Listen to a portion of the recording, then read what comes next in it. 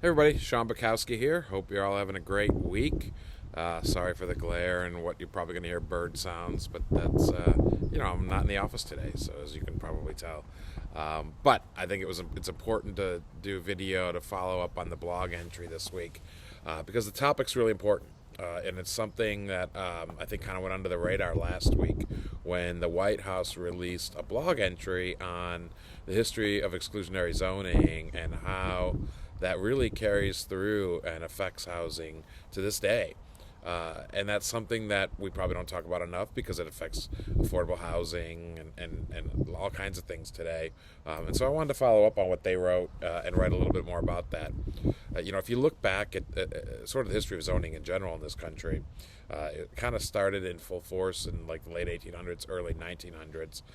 And unfortunately, at that time, it included a lot of explicitly racist zoning laws. So you would have literally laws on the books that said, blacks, African Americans can't live in this neighborhood. They have to live in this neighborhood. Same with other minorities. And as a result, we ended up with some highly segregated, obviously, cities.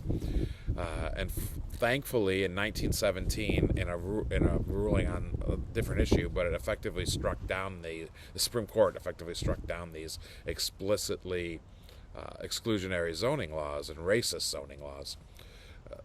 But sadly, the cities just got more creative in enforcing their racism, and so they ended up coming up with new laws that would put minimum size houses, for example, on lots, all under this sort of economic guise, but really what they were doing was setting up areas for white folks over here and minorities over here, and the minority areas would have a lot more commercial zoning allowed, whereas the white areas would have minimum, like I said, minimum lot size, minimum house size, those kind of things to try to keep minorities out of the area.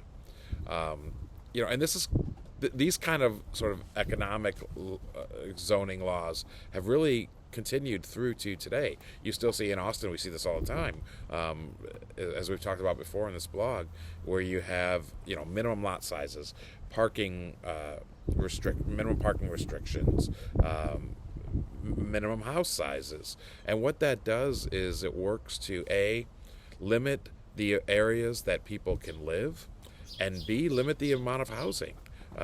It's a pure housing limitation, and not only is that exclusionary on certain races and people that can and wealth that can live there, but it's also because it limits the housing, it limits affordability all over the city, and that's a really big thing that we're going through in Austin right now.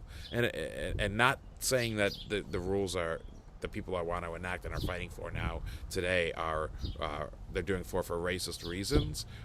They're doing to preserve their single family homes in those areas, but it has such a deleterious effect on the city as a whole because we need more housing. So I just wanted to quickly go through that history. I think it's important. It's important to remember where we've been and where we've come from. But otherwise, have a great week. Please subscribe to the blog and have a great 4th of July holiday.